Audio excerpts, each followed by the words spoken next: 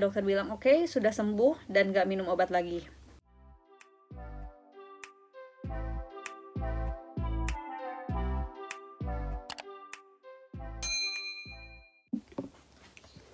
Halo, assalamualaikum warahmatullahi wabarakatuh. Ketemu lagi sama aku Anissa Rizna. Kali ini aku nggak bahas video tentang review, tapi aku mau cerita sedikit atau mungkin banyak ya bahkan tentang sharing aku sebagai ibu yang anaknya kena bronchopneumonia. Jadi bronchopneumonia itu adalah ini ya, aku browsing di Google waktu aku nyari tahu anakku kena bronko tuh apa ya, bronchopneumonia ini tuh apa gitu kan. Tapi kalau secara bahasa kitanya tuh dia itu katanya paru-paru basah gitu. Kayak itu dirawat sekitar 9 apa 10 hari gitu ya. Dia tuh dirawat dari tanggal 18 dan diizinin pulang tuh tanggal 26. Tapi karena diizinin pulangnya tanggal 26 malam, jadi kita memutuskan untuk pulang di tanggal 27-nya. Jadi kita 10 hari nginep di rumah sakit. Aku sampai catet, aku takutnya kelewat. Awal mulanya itu, Sabtu, berarti udah masuk ke tanggal 11. Di tanggal 11 itu dia itu panas, demam. Sekitar jam 2 malam, panas demam.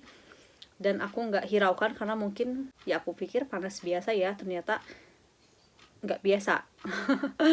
Nah karena aku pikir panas biasa, jadi ya udah aku biarin dia tidur lagi. Dan salahnya aku di sini nggak punya termometer, nggak punya oximeter, aku belum punya kedua itu. Terus karena dia demam, jadi aku biarin dia tidur aja sampai paginya. Dan sekitar sejam itu aku masih bangun lagi setelah jam 2 itu dan masih demam. Tapi pagi-pagi dia udah nggak demam. Dan kebetulan kita ada kegiatan di tanggal 11 itu. Jadi aku pikir karena kegiatannya juga have fun ya untuk Kian. Dan jadi aku pikir ya udah kita ikut aja ke acaranya.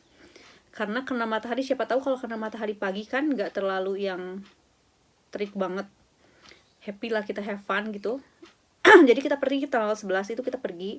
Selama itu dia rewel karena ya mungkin karena ada dia anak penemi gitu ya, gak mau ketemu orang banyak, gak mau teman-temannya banyak. Dan ternyata ada patung sapi. Aku pikir itu ya udah dia takut sama patung sapi itu ya. Dan ternyata setelah kegiatannya mau selesai, udah nih, pokoknya dia tuh rewel. Aku pikir dia rewel karena si patung sapinya itu ya. Terus sampai siang itu dia itu di telinga dan di lehernya tuh ada kayak merah-merah gitu, gatal-gatal merah gitu. Tapi aku pikir oh ya udah mungkin ini nggak kenapa-kenapa, tapi aku feeling udah mulai nggak enak sih di situ.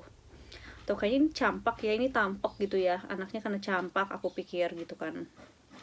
Terus ya udah nggak banyak ngomong dulu nih sama Kian dan sama Danangnya itu, aku nggak banyak ngomong. Udah kayak gitu lanjutlah sampai ke pulang. Nah pas pulang itu tanggal 11, aku ngeliat punggungnya dia itu penuh dengan bercak-bercak merah gitu. Apakah ini cacar atau campak apa tampok gitu ya, aku nggak tahu. Karena mamaku juga kebetulan ke rumah mamaku, ya udah aku tangani sendiri dulu dengan ngasih bedak anti gatal gitu, kayak salisil gitu. Terus aku kasih, udah agak sedikit mereda. Terus kata Danang mungkin itu hanya biang keringet aja. Terus kita nggak hiraukan. Terus anaknya mulai kayak sedih gitu, kayak nggak enak badannya.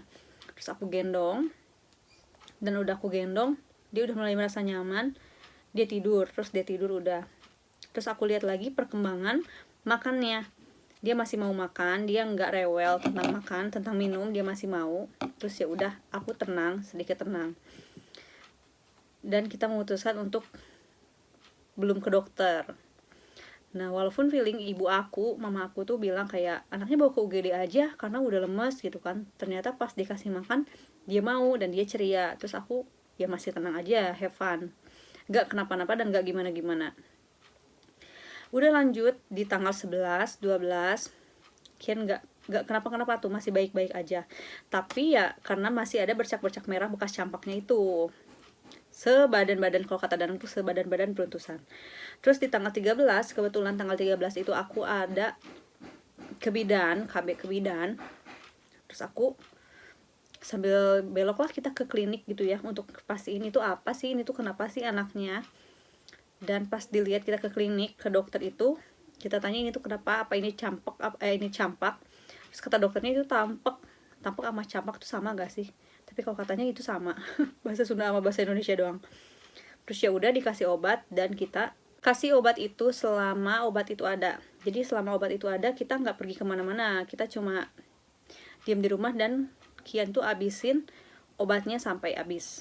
Dan pokoknya campak itu sama si panasnya tuh Kian juga ada batuk sama pilek gitu. Oke. Terus Kian minum obat sampai habis tuh di hari Sabtu, di tanggal 17. Obatnya habis, bener-bener habis di Sabtu sore. Cuma sehari 2 kali, aku gak tahu obatnya apa karena obatnya masih serbuk yang ditumbuk gitu. Jadi obatnya tuh obat puyer.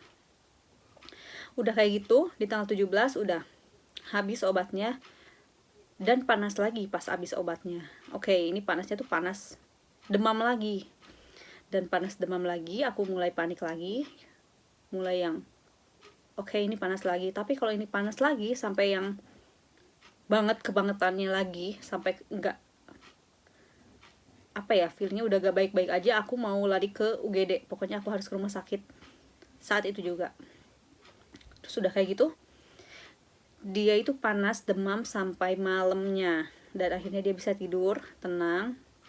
Dan sampai di tanggal 18 malam, jam 12 malam, adik aku tuh bangunin aku. Aku tuh kebetulan kan kalau tidur di rumah mama tuh tidur di kamar adek. Terus adik aku bangunin aku. Katanya, teteh itu Kian kayak sesek gitu, kayak nafasnya cepet gitu kan. Terus panasnya juga emang panas banget kan. Terus ya udah aku begadang dari jam 12 sampai jam 2 pagi. Oke, ini kalau misalnya kenapa-kenapa sampai aku tuh ngelihat nafasnya tuh yang cepet banget, fix aku ini harus ke rumah sakit saat itu juga. Udah kayak gitu, di jam 2 tuh dia tuh bangun, anaknya bangun, Kian bangun. Dia bilang pengen pup, pengen ke belakang. Dan akhirnya dia pup bangun.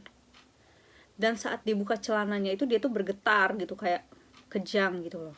Oke, fix ini udah gak baik-baik aja, dan aku bangunin Danang saat itu juga. Jadi kayak, ayo bangun, ini kayaknya kita harus ke UGD, harus ke rumah sakit. Karena ini udah gak baik-baik aja, udah terhitung mungkin seminggu demamnya kan. Udah kayak gitu, ini udah gak baik-baik aja kayak pokoknya. Oke, Danang siap-siap dengan bawa-bawaan barang ke rumah sakit. Aku nyiapin kayak, kan dia tadi pengen pup ya, dia ke belakang dulu. Oke, ke belakang dulu, beres semua, kita langsung ke UGD. Jam 2:30 sore kita nyampe UGD. Dokter dijelasin cerita aku yang tadi sampai ke UGD itu kayak gimana ceritanya. Ditanyain bla bla bla bla, dimarahin sama dokter gara-gara aku belum punya termometer sampai anaknya 2 tahun sekarang. Tak pas sampai UGD emang bener-bener harus dirawat karena demamnya terhitung udah sampai 1 minggu. Kayak gitu, udah aja. Masuk infus, masuk ruangan. Oke, kita nunggu nih hari Minggu. Dan dokternya datangnya siang. Jadi dokter tuh datangnya siang. Terus kayak periksa. Oh, pas di UGD tuh dia diambil darah kayak untuk memastikan ini dia tuh sakit apa Kian tuh. Ya pokoknya di infus, ambil darah untuk nungguin hasil lab, dan udah kita nunggu tuh dari sampai katanya datangnya jam 11-an si hasil labnya. Terus kayak dokter tuh kayak apa ya, menyarankan pokoknya dia emang harus dirawat. Dokter DSA-nya, kalau yang tadi dokter anak, mungkin dokter jaga ya, dokter jaga UGD. Terus memutuskan untuk kayak ini harus dirawat dulu ya, pokoknya. Dokter itu belum bilang apa-apa, kita nggak tahu. Di hari pertama itu dokternya nggak bilang apa, cuma kayak itu kayak ada seseknya. Terus kayak ya dicek lah gimana keadaan nafas dan lain-lainnya. Tanggal 19 ditungguin lagi sama kita. Tanggal 19 tuh sorenya tuh kita tuh masih belum dapat kepastian Kian itu sakit apa. Itu kayak masih sesek, kita tuh belum tahu ini tuh kenapa. Dokternya tuh tanggal 19 berbilang kayak itu kena virus. Kena virusnya campak, apa entah TBC atau entah apa. Tanggal 20 dokternya belum ngasih tahu apa-apa. Dan ternyata tanggal 20 Danang kan greget banget ya orangnya. Terus dia minta hasil labnya ke perawat saat itu juga. Dan ternyata pas dilihat hasil trombositnya tuh emang terlalu rendah, kayak harusnya tuh normalnya berapa, tapi Kian tuh 128 ke bawah. Jadi hari pertama tuh 128, 125, bahkan yang hari terakhir yang ketiga itu 120 trombositnya, 120.000. Oke, pas ditanyain sama dokter tuh kayak, dok ini apa ya? Mungkin dokternya juga nggak mau ngejudge langsung ini tuh apa, karena masih banyak pertimbangan gitu. Terus kayaknya ya udah sampai hari ketiga tuh dokternya baru ngejelasin juga kalau itu kayaknya trombositnya rendah, baru dokternya bilang itu kena virus, kalau nggak TBC ya paru-paru ya pneumonia atau apalah. Setiap hari itu tiap 3 jam sekali tuh cek suhu saturasi, dan Kian tuh ada di 85, jadi itu pasang oksigen. Dan nah, dimulai hari ketiga itu Kian ditambah sesak, mungkin sesaknya kayak ya sesak banget ya, aku nggak ngerti juga, kata Dana aku kurang peka. Ditambahin oksigen lah anaknya, ditambahin oksigen. Nah di hari ketiga itu mulai terapi nebu di nebulator, apa ya pokoknya di nebu, ntar aku kasih tuh nebu itu apa.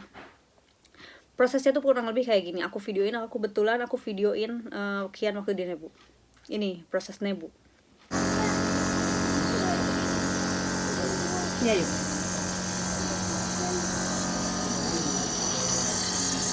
Good, gak nangis ya sama mama.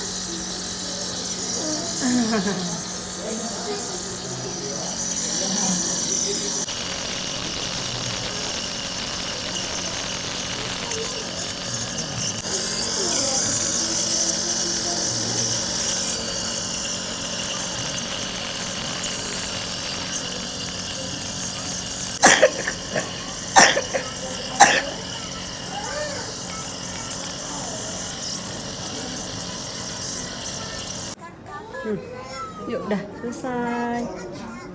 Minum dulu. Dan perjalanan nebu itu dilakuin sampai Kian mau pulang di hari ketiga sampai hari ke-9. Dia di rumah sakit, dia di nebu. Diasap gitu lah kan, kayak tadi itu dia diasap selama seminggu berarti kan, dari hari ketiga sampai hari ke-9. Selama 7 hari dia di nebu, dia terapi uap tiap jam 8 pagi dan jam malam. Dia itu di nebu dan pasti masuk antibiotik. Kan aku pikir kalau antibiotik tuh buat luka ya. Aku mikir kayak aku waktu sesar juga aku pakai antibiotik masuk di infusan. Dan Danang bilang ya kalau pneumonia itu mungkin kalau karena apa ya? Ya paru-parunya luka gitu, ada sakit lah, ada luka-lukanya. Terus gejalanya itu kan batuk-batuk juga. Batuk pilek yang enggak selesai gitu. Tiap hari tuh batuk gitu loh. Dan batuk pileknya itu terus berlanjut gitu loh. Batuk pilek sampai masuk antibiotik. Oh ya mungkin emang karena ada lukanya juga ya parunya, kata Danang, jadi emang harus masuk antibiotik ya untuk penyembuhan lukanya juga. Aku masih belum tahu nih ini tuh apa, sakit-sakit paru-paru yang pokoknya nyerangnya paru-paru aja.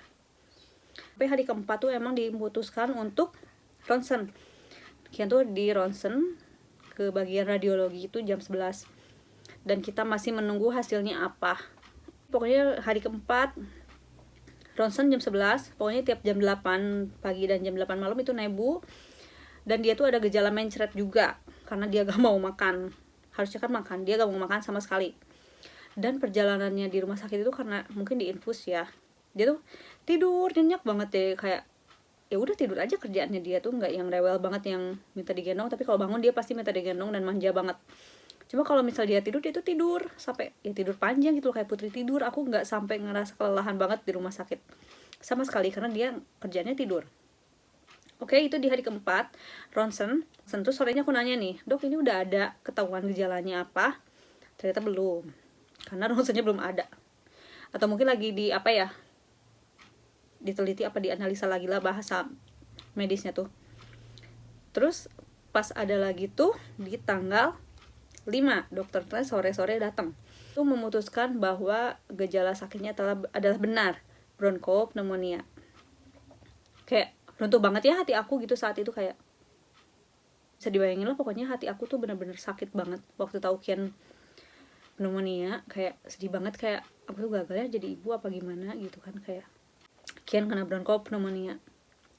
Dan saat itu pokoknya ditambah lagi obatnya dan lain-lainnya. Pokoknya tiap ada yang datang obatnya kan, suster yang datang ya, perawat yang datang, obatnya tuh datang dikasih gitu kan. Terus pokoknya gejala itu adalah sesak, batuk, pilek, karena udah ketahuan bronkopneumonia. Perlakuannya sama kayak nebu, antibiotik jam 8. Ya dokter periksa gitu kan.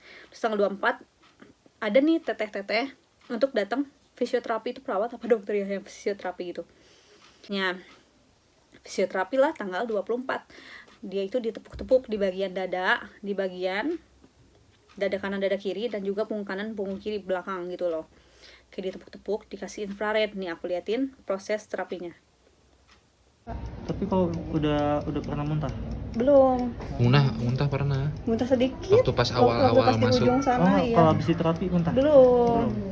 BAB-nya gimana? Lendir. Ada yang lendir nggak? Ada sempat lendir. Sekarang udah apa ya namanya? Kok takut? Emang diapain? Cuma dipegang?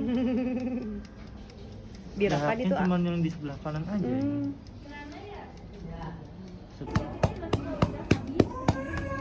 Infrared kan? Hey.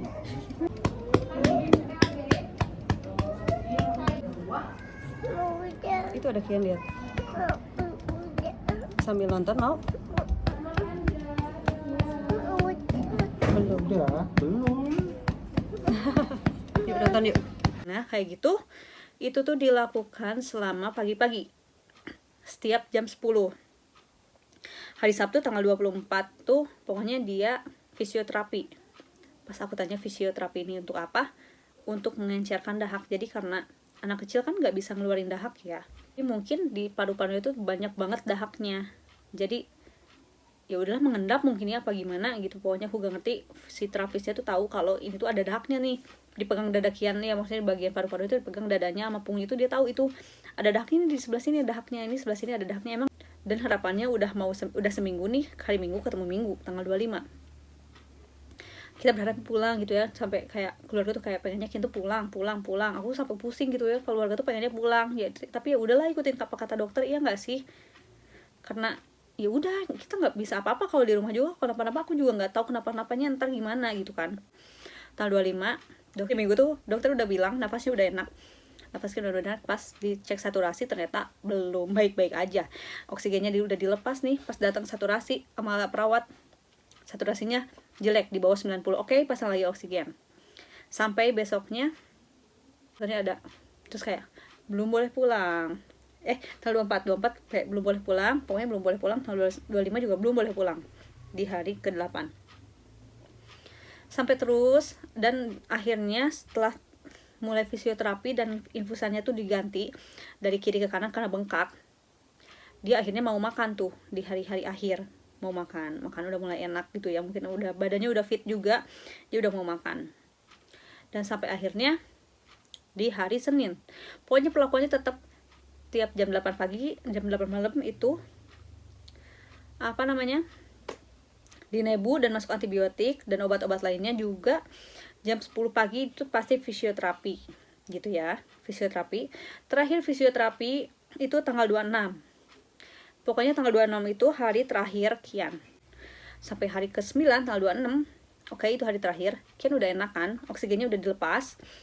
Karena saturasinya udah bagus. Biasanya kan saturasinya jelek nih. Saturasinya jelek. Tiap hari saturasinya tuh jelek. Sore ini jelek, kayak saturasinya tuh kayak bahkan pernah di angka 85, sedangkan yang normal itu saturasinya 95. Tiap hari itu pokoknya suster tuh datang tiap 3 jam sekali, dia bawa termometer, bawa saturasi. Tiap jam 8 sampai jam 8 pagi dan jam 8 malam itu masuk obat antibiotik dan juga nebu. Terus tiap jam 10 itu fisioterapi. Itu berlangsung selama tiap hari. Dan sampai di tanggal 26 pagi-pagi habis fisioterapi, ya udahlah aku ngide aja, aku lepas oksigennya. Kebetulan juga airnya udah habis, air oksigennya udah habis. Terus aku lepas lah oksigennya, dan pas saturasi datang, teteh perawatnya datang, cek saturasi, oke, bagus, di atas 95, 98 lah kalau gak salah, berarti udah lepas oksigen dan baik-baik aja. Selama tanggal 26 tuh pokoknya Kian tuh udah baik-baik aja, gak yang terlalu sesek juga, tapi tetap jalanin nebu. Terus tanggal 26 sorenya dokter datang nih, dan kayak, gimana Bu, baik-baik aja anaknya? Baik dok, bla bla bla, biasalah ngobrol sama dokter.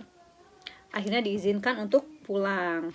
Finally Kian pulang, diizinkan pulang di tanggal 26. Tapi karena dokternya tuh kebagiannya malam, DSA-nya Kian tuh dokternya malam, jadi kita nggak apa-apa, pulangnya besok aja, karena nggak memungkinkannya malam, karena ya kasihan nanti anaknya keanginan lagi gitu kan. Terus udah kita memutuskan untuk pulangnya besok aja di tanggal 27. Dan kita itu Kian tuh terakhir nebu di tanggal 26 malam jam 8, kasih antibiotik terakhir jam 8, dan juga lepas infusan dan benar-benar free dari semuanya itu tanggal 26 malam di hari ke-9. Dan tanggal 27 kita pulang. Besoknya kita pulang, hujan. Oke, pulang. Selamat, alhamdulillah. Pulang baik-baik aja. Dan minum obat di bawah itu 5. Dan yang jemput obat. Itu obat pencernaan, obat sakit perut gitu kan. Obat sesaknya, antibiotiknya, obat demam, apa ya satu lagi, pokoknya ada 5. Dan yang wajib dihabiskan itu adalah antibiotik sama obat sesaknya. Dan seiring berjalannya waktu, pokoknya pulang dapat rujukan, bukan rujukan ya, iya, surat rujukan kayak kontrol mingguan gitu kan. Setelah dirawat, kita kontrol tuh di tanggal berapa ya? Tanggal 2 Januari. Setelah semuanya selesai, kita kontrol di tanggal 2 Januari. Kita ketemu dokter, pokoknya obat udah habis, antibiotik habis, obat sesaknya habis, kita ketemu lagi sama dokter. Kita cek kayak Arkiana gimana, dijelasin lah, udah baik-baik aja dok, udah begini. Baik-baik aja, pokoknya nggak ada kendala apa-apa. Dan alhamdulillahnya adalah ketika dokter bilang oke, sudah sembuh dan nggak minum obat lagi. Alhamdulillah banget. Karena kejadiannya tuh kalau kejadian sakit tentang paru-paru atau pernafasan itu katanya pengobatannya sampai 6 bulan ya, kayak seminggu sekali ketemu dokter atau sebulan sekali ketemu dokter. Pokoknya perjalanannya itu penyembuhannya adalah 6 bulan gitu. Tapi alhamdulillah Kian setelah 1 minggu kontrol tuh udah gak minum obat sama sekali.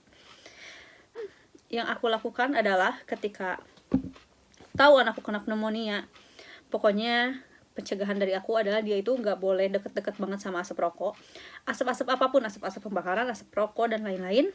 Pokoknya dia tuh harus sering kena udara segar, udara pagi, udara sore, kena matahari juga. Pokoknya dia tuh harus benar-benar kena apa ya, cahaya alami, udara alami gitu kan, yang benar-benar kayak yang bikin dia plong, pernafasannya plong, dia tuh nyaman dengan semuanya yang ada di dia gitu loh.